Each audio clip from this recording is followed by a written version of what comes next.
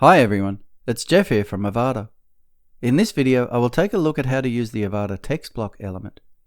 Don't forget to subscribe to our YouTube channel and click the bell icon to be notified of all new content. Okay, let's begin. The text block element is no doubt the most commonly used Avada element of all, and despite it having a very simple job, there are definitely a few features worth noting. I've added a container with a 1-1 column here on the food pre-built, and I'll just add the text block element under my title here. I'll start by pasting in some dummy text. This can be done directly on the page, or in the editor in the sidebar.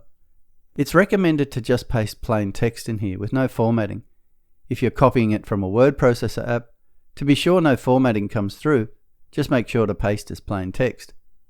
Okay, so there's our text, and we can see there are 3 tabs in the element: a general tab, a design tab, and an extras tab.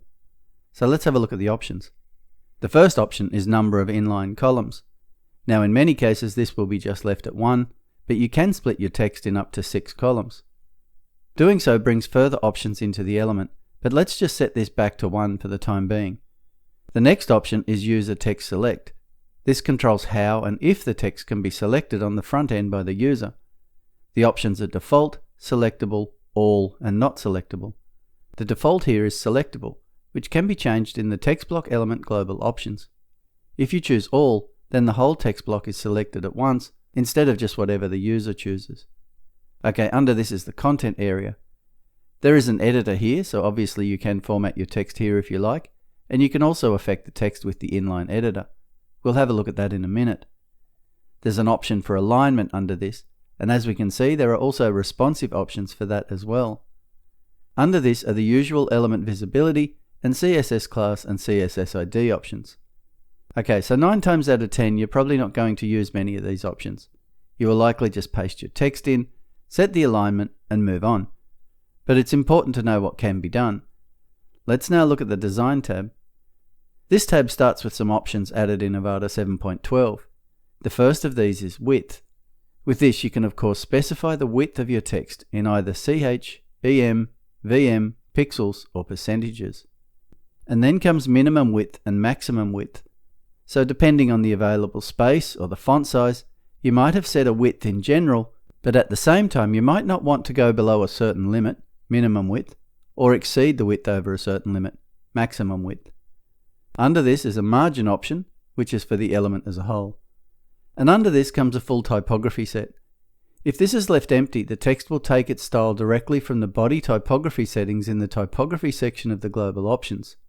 If we just head to the global options and have a look at those, we can see that in this pre-built, the font is Catamaran, the font size is 17 pixels, and is color 6. And in this pre-built, these settings in turn are coming from the body set in the global typography options. But with the typography options in the element, it means we can format just this instance of text with any font, size, and color as we want. So full flexibility here. To learn more about typography in Avada, make sure to follow the link listed below the video. Under the typography options is the related option of font color. Finally, there is the Extras tab, allowing you to animate the load of the element on the page in one of 11 different ways.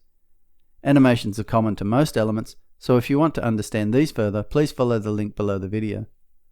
Okay, let's just see an example of what we can do with the text block element. I'll start by coming back to the General tab and the number of inline columns. I might choose 2. And now we can see a range of new options that appear in the element. The first one of these is column minimum width. This sets the minimum width for each column, which allows your columns to gracefully break into the selected size as the screen width narrows. Leave this option empty if you wish to keep the same number of columns from desktop to mobile. For example, while this is empty, if I just click on the responsive icon and choose phone view, we can see 2 columns doesn't look so great. But if I set the minimum width of the column to 300 pixels, we see the columns are now removed on the phone layout. But if I go to medium screen view, they are still there. Depending on your layout, this would need to be tweaked, but the option is there to help with your responsive design. I'll just go back to desktop view and let's look at the next option. This is column spacing. This controls the column spacing between one column and the next. You can use any valid CSS unit for this except percentages, which does not work for inline columns. I might set this to 50 pixels. Next is rule style. This sets the style of the vertical line between columns. This is set to default, which currently is none, but I can choose from any of the 6 styles here. I'll choose solid.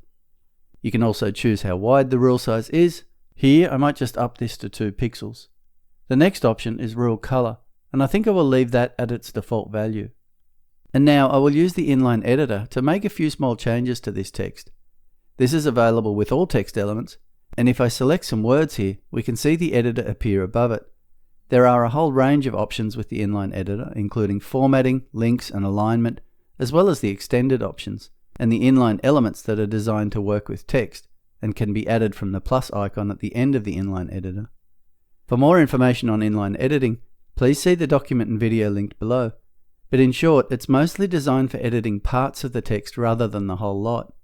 You can also use the editor in the General tab in a very similar way. Here, as an example, I will select the first letter and choose Drop Cap from the inline elements.